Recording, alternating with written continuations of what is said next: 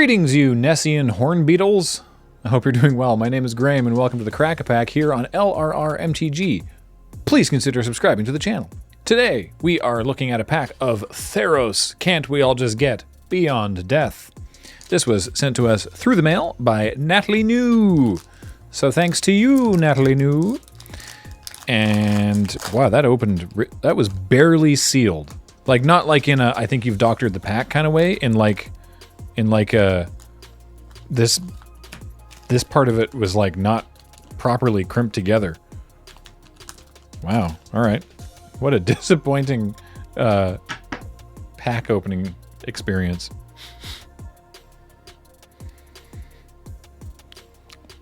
Oh, don't like that. Let's begin. Altar of the Pantheon. 3 mana for an artifact. Your devotion to each color and each combination of colors is increased by 1, and tap to add 1 mana of any color. If you control a god, a demigod, or a legendary enchantment, you gain 1 life. So always fun to tap that for just life gain, if you need it. Are you an indomitable won't? Or an indomitable will? It's 1 and a white for a creature enchantment with flash, and the creature gets +1/+2. Sure, why not? Grim Physician is a single black mana for a 1/1 zombie, and when it dies, target creature an opponent controls gets -1/-1 until end of turn. This feels like a functional reprint, but I think, because there's cards that do similar things, but I think that previously it was a goblin zombie. And the time before this, where it was just a zombie, was a counter. And then they reprinted it kinda in Adventures in the Forgotten Realms, and then you got to choose. It was either the -1/-1, or you got a treasure token, which is just way better than Grim Physician. But anyway, Grim Physician made combat irritating. So that's nice for it, I suppose. Naiad of Hidden Coves is next. 2 and a blue for a 2/3 enchantment creature nymph. Yes, creatures are enchantments. Enchantments are creatures. It's a madhouse. What a neat thing. I like Theros a lot. I hope we go back there again someday. But it was just a neat thing to do, and I like the treatment in the card frame. Hooray for enchantment creatures. This one is a 2/3, and it says, as long as it's not your turn, spells you cast cost 1 less to cast. And that stacks, too. If you had 2 of them in play, then they cost 2 less to cast, and then things can get out of hand, especially in the blue-red spells deck. Aww.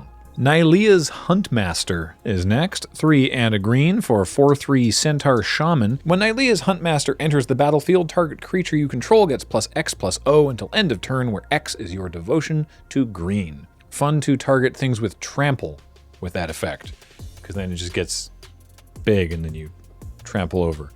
And we've all had the sad position to be playing a Nylea's Huntmaster alone, when it just gives itself a little teeny buff and then doesn't do anything. Hero of the Pride is next. It's a 1 and a white for a 2/2 cat soldier. Whenever you cast a spell that targets Hero of the Pride, creatures you control get +1/+O until end of turn. So this was kind of cool, because they didn't bring back Heroic as a keyword ability from the first Theros, which was a good thing, because Heroic got out of hand in a real hurry. But it was whenever you targeted a creature with a spell or ability, or a spell, rather, it did something, like got a +1/+1 counter, or got indestructible, or, did other stuff. So in this set, there were some cards that did it, and they were called Hero of the something. So I just like that they had that as a sort of a little thing to be aware of, that if it's called Hero, it probably gets to do the heroic thing. So I like that. Underworld Charger, 2 and a black for a 3/3 Nightmare Horse.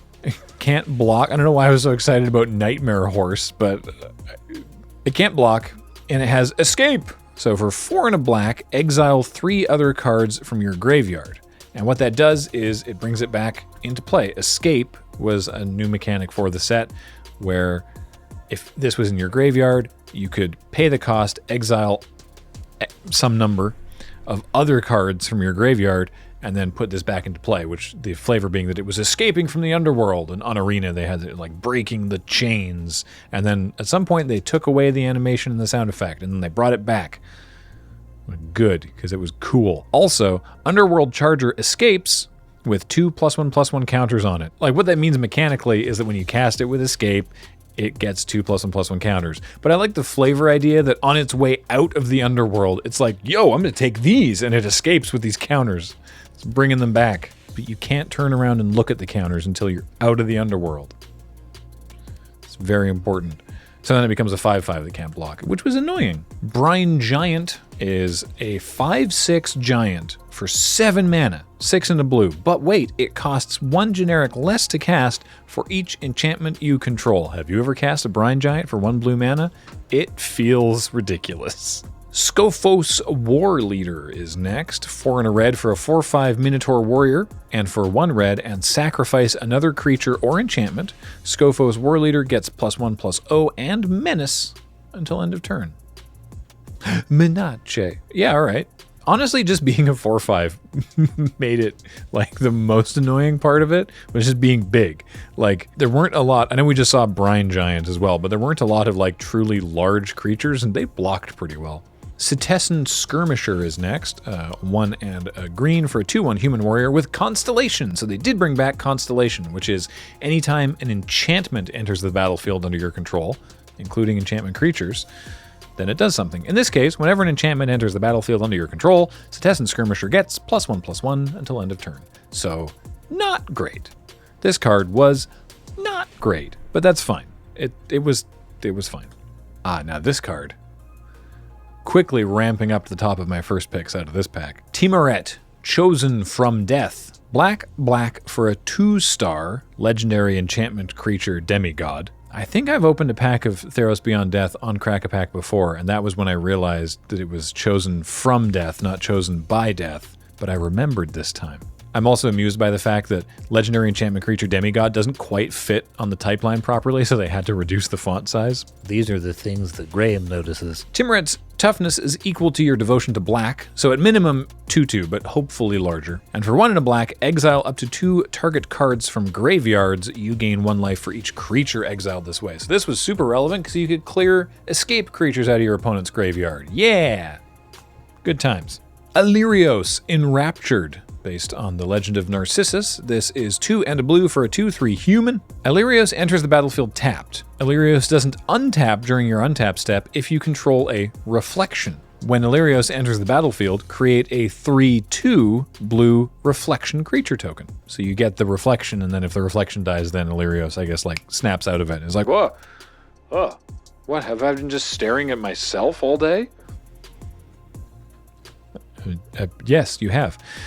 The Birth of Meletus is a saga. Makes a lot of sense for sagas to be in the Theros set. I'm glad these were here. 1 and a white for a saga. Chapter 1, search your library for basic planes, reveal it, put it into your hand, then shuffle your library. Chapter 2, create a 0/4 colorless wall artifact creature token with Defender. It's just named Wall. It's just, oh, it's a wall, all right.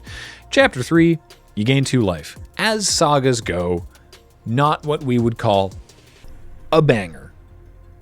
And that's fine. It was fine. You didn't really want to play it in like draft. It was okay. We have a human soldier. We have one of the cool Nyx Islands. Yes, haha, they look like Pokemon Energy. I like these a lot. I think Sam Burley did a terrific job on them. And our rare is Atris, Oracle of Half-Truths. 2 blue-black for a 3/2 legendary human advisor with Menace.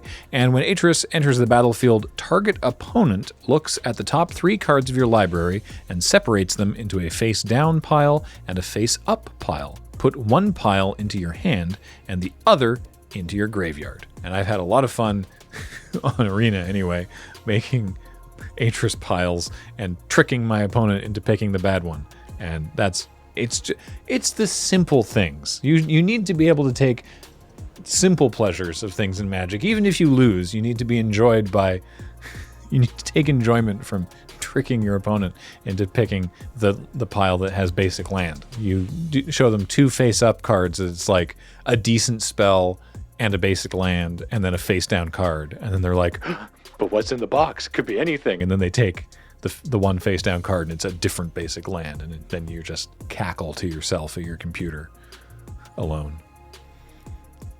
Haha. The pack is worth $1.38, so, who's laughing now, I suppose. But I'll take I'll take Atris in draft 100%. Because, I mean, at worst case, a 3-2 Menace that draws you at least one card, even if it's a basic land when you get tricked, is going to be good. And you're never going to wheel Timurit, but Timurit could be a high pick. If Atris wasn't here, if it was like a bad rare, I can't think of a bad rare offhand, but I would probably take Timurit. But definitely just going to snap off Atris and try to do some fun stuff with it. So hey, thank you, Natalie New, for sending us this pack of Theros Beyond Death. If you would like to do that, which you're under no obligation to do, you can send us a pack at the address upon your screen. And of course, a reminder that everything we do, this show, all the stuff on LRRMTG, all of our things we do on the other channels, on Twitch, everything is brought to you directly by you at our Patreon at patreon.com/loadingreadyrun, and we really appreciate it. Until next time, I have been Graham, James has been helping out, Matt does the edit, Heather gets these episodes online, and you all have been watching, so thank you, and we'll talk to you next time. Bye.